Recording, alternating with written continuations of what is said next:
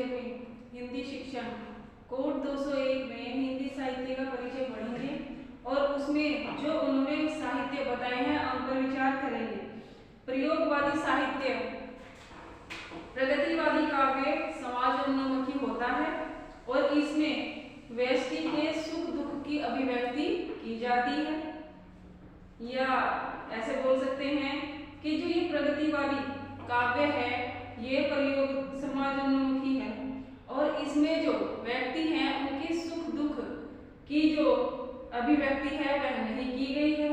इसने समाज में क्रांति का बिगुल तो बजा दिया परंतु मनुष्य के जो सौंदर्य पक्ष हैं उनका स्पर्श नहीं किया है।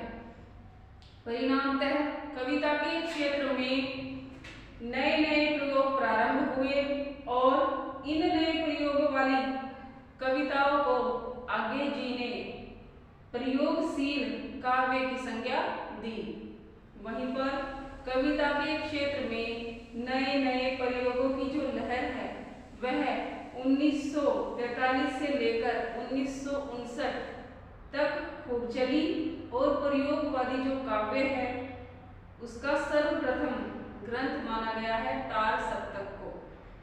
ठीक है, सर्वश्री आज्ञे जी ने प्रभाव कर मचावे गजानंद नेमीचंद भारत भूषण गिरिजाब कुमार माथुर धर्मवीर भारती शमशेर सिंह रघुवीर सहाय और नरेश मेहता का काव्य जो है वह काव्य प्रयोगवादी काव्य माना जाता है। ठीक है, प्रयोगवादी काव्य पर पाश्चात्य प्रयोजनवाद की छाप है और उसमें सर्वतः भौतिकवादी दृष्टिकोण दिखाई देता है और मानव की यौन वर्जनाओं की अभिव्यक्ति इसमें खूब की गई है। भाषा की दृष्टि से भी यह काव्य प्रयोगवादी काव्य है और प्रयोगवादी जो काव्य है अजीब भाषा खिचड़ी का प्रयोग इसमें किया गया है। नए नए शब्दों का भी इनमें खूब प्रयोग हुआ है और छंदों बंदों के बंधन इन्हें स्वीकार नहीं है। छायावादी जो कवि है इन्होंने तो प्राचीन छंदों के स्थान पर नए मात्रिक के छंदों का भी निर्माण किया था। प्रयोगवादी ने तो नए प्रतीक एवं नए उपमानों की भी भरमार रूप से काव्य में प्रयोग की गई है। सर्वमान्य जो भाषा रही है, शैली है, प्रतीक हैं एवं उपमान इन सब का प्रयोग न करने से काव्य को अर्थहीन माना जाता है। काव्य का जो प्रयोग है वह अर्थहीन हो जाता है। हमारी दृष्टि से नवीनता के लिए नवीन शब्द गाना ठीक होता है या नहीं होता है, इसके लिए साहित्यकार अपने विचार देते हैं और साहित्यकार की जो भाषा है उसमें सर्वमान्य स्वरूप से अभिव्यक्ति की प्रभावशाली शैलियों की सुरक्षा का उत्तरदायित्व भी निभाना आवश्यक होता है और यह साहित्यकार आवश्यक रूप से निभाते हैं और अपनी भाषा शैली को काव्य प्रभाव सहित लिखते हैं और प्रभाव का महत्व भी समझते हैं। अब है नई कविता साढ़ो सत्तरी कविता, नवगीत, कविता और युवा कविता। यह विवादास्पद है कि प्रयोगवादी और नई कविता भिन्न है या एक दूसरे के पूरक हैं। कुछ आलोचक 1940 से लेकर आज तक की कविता को नई कविता कहते हैं और कुछ 1943 से 1953 तक की जो प्रयोग कविताएं हैं प्रयोगवादी कविता उन्हें कहते हैं और इसके बाद की जो कविताएं हैं वह नई कविताएं कहलाती हैं। और 1954 में डॉक्टर जगदीश गुप्त ने नई कविता पत्रिका का संपादन प्रारंभ किया और बस तभी से प्रयोगवाद के स्थान पर नई कविता का शब्द प्रयोग होने लगा और 1960 के बाद कुछ नए नाम और सामने आए हैं, जैसे षाढोत्तरी, कविता, नवगीत, अकविता, युवा कविता आदि। अब है गद्य साहित्य।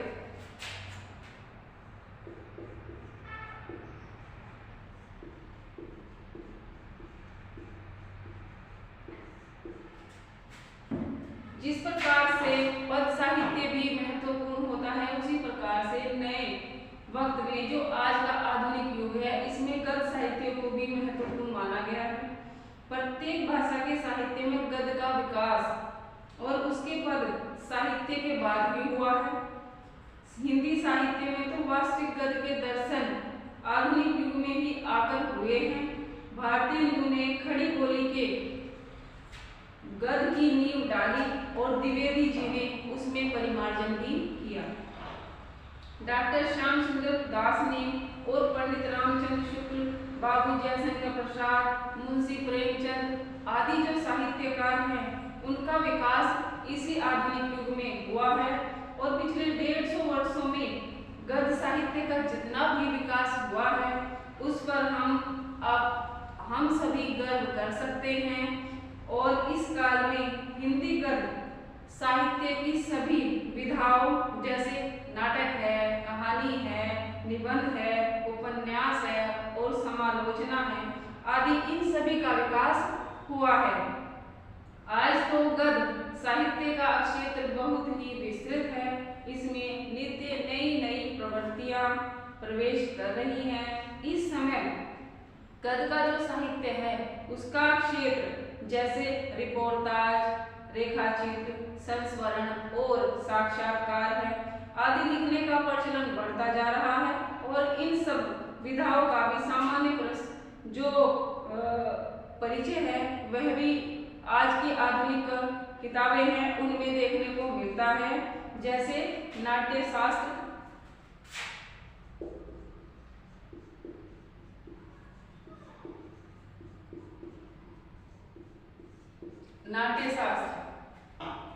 भारत में नाटकों की जो उत्पत्ति हुई वह वेदों से मानी गई है। हमारी जो मूल भाषा है वह संस्कृत का नाट्य साहित्य बहुत उच्च कोटि का मानती है, परंतु हिंदी का नाट्य जो साहित्य है पाश्चात्य नाट्य साहित्य से प्रभावित है। और जो भारतीय हिंदू युग के जो नाटककार हैं, उन पर जो संस्कृत के साहित्य का प्रभाव अवश्य देखने को मिलता है, लेकिन प्रभुत्व उन पर भी पाश्चात्य नाट्य साहित्य का ही होता है। भारतीय हिंदू जी ने कई मौलिक नाटकों की रचना की है और कई ऐसे संस्कृत, बांग्ला और अंग्रेजी भाषाओं के नाटकों को उन्होंने हिंदी में अनुवाद किया है। उनकी मौलिक जो नाटक हैं, इनमें 3 भाषाओं के नाटकों का प्रभाव है। संस्कृत साहित्य में दुखांत नाटक नहीं लिखे जाते हैं, लेकिन इस युग के नाटककारों ने पाश्चात्य साहित्य के आधार पर दुखंत नाटकों की रचना की है। और भारतीय युग के पश्चात नाटक के क्षेत्र में प्रसाद जी का प्रवेश हुआ। उन्होंने नाट्य साहित्य को समृद्ध करने में अपना विशेष योगदान प्रदान किया और प्रसाद जी ने अपने ऐतिहासिक नाटकों के द्वारा प्राचीन संस्कृति के दर्शन कराए हैं।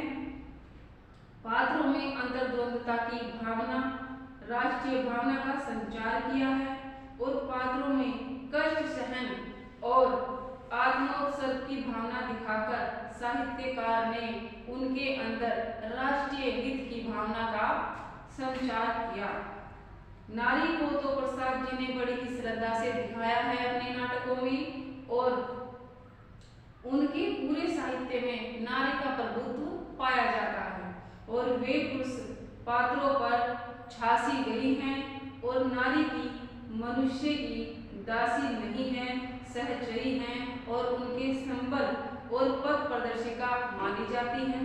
प्रसाद जी ने नाटक भारतीय पद्धति के अनुसार न तो सुखांत की है और न ही पाश्चात्य संस्कृति के अनुसार नाटकों की भांति दुखांत है।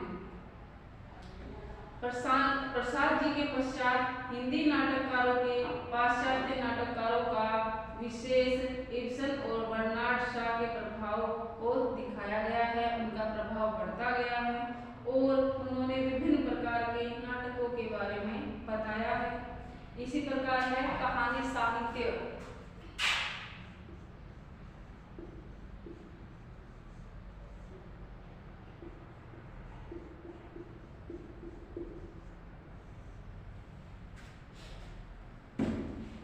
आधुनिक युग में कहानियों की रचना भी अंग्रेजी लघु कहानियों के आधार पर ही प्रारंभ हुई।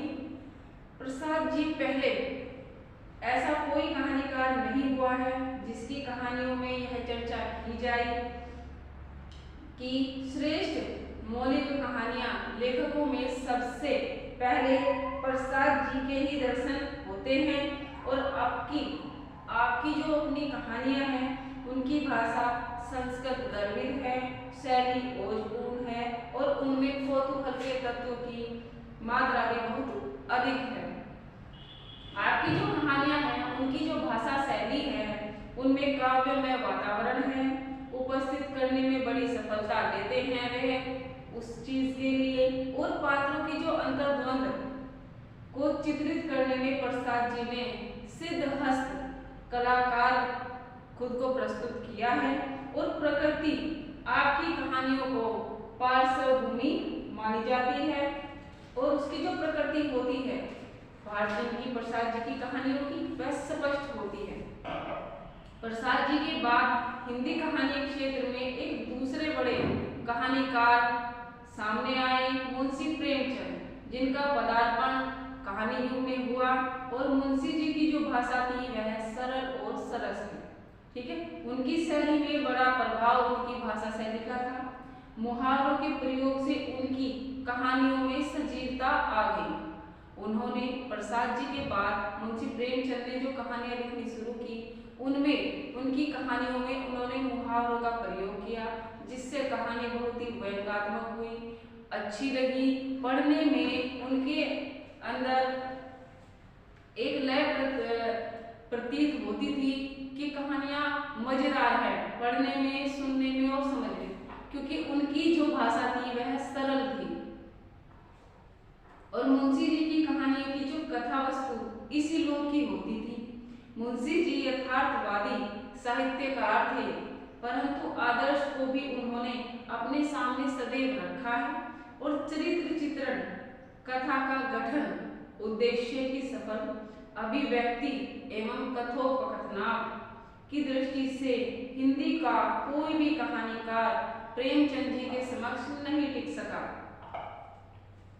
सामाजिक बुराइयों को दूर करने के लिए प्रेम जी ने अपनी लोक कहानी से बड़े घर की बेटी, शांति, पंच परमेश्वर, दो सखी आदि अनेक कहानियां लिखी है, जिनमें सामाजिक बुराइयों को दूर करने के उपाय हैं और जिनमें समाज में सहानुभूति के साथ सहयोग से रहने की जो भावना है उसको बढ़ाते हुए दिखाया गया है।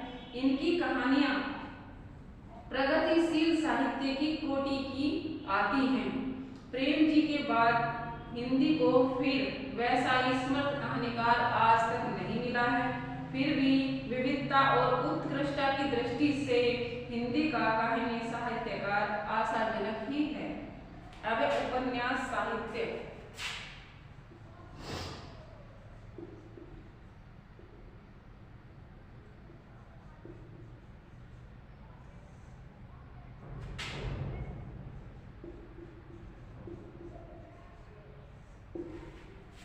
उपन्यास साहित्य गद्य साहित्य की अन्य विधाओं की भांति हिंदी में उपन्यास का प्रारंभ भी भारतीय हिंदू युग से ही माना जाता है। उस समय के जो मौलिक उपन्यासकारों में देवकीनंदन खत्री, किशोरीलाल गोस्वामी, ब्रजनंदन सहाय, जगन्नाथ मिश्र, काशी प्रसाद और आखिरी जो कवि थे यह प्रमुख थे। इन्होंने ऐतिहासिक उपन्यास ही अधिक लिखे हैं। उस समय कुछ अनुदित उपन्यास भी सामने आए। उस युग के जो उपन्यास अच्छा कहा जा सकता है। और उपन्यास की कला दृष्टि से उपन्यासों का जो विकास हुआ है वह मुंशी प्रेमचंद के द्वारा ही हुआ है। प्रेमचंद जी ने साहित्य का संबंध उनके जीवन से जोड़ा है। उनके उपन्यासों में युग की कहानी विभिन्न समस्याओं का विश्लेषण कराती है और सार्थक घटना, सुंदर सशक्त भाषा और युग जीवन की मार्मिक अभिव्यक्ति प्रेमचंद जी के उपन्यासों की मुख्य विशेषताएं होती हैं।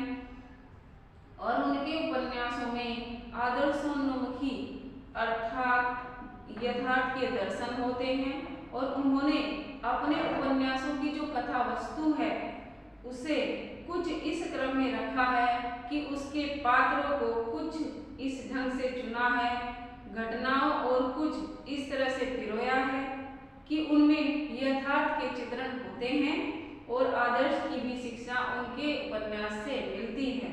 प्रेमचंद जी की उपदेशात्मक प्रवृत्ति से उनके सभी उपन्यासों में देखने को मिलती है और वृंदावन वर्मा जी के अधिकतर उपन्यास ऐसे ऐतिहासिक है। आचार्य चतुर्सेन शास्त्री का गोली उपन्यास भी एक ऐतिहासिक ही उपन्यास माना गया है। अब है निबंध साहित्य।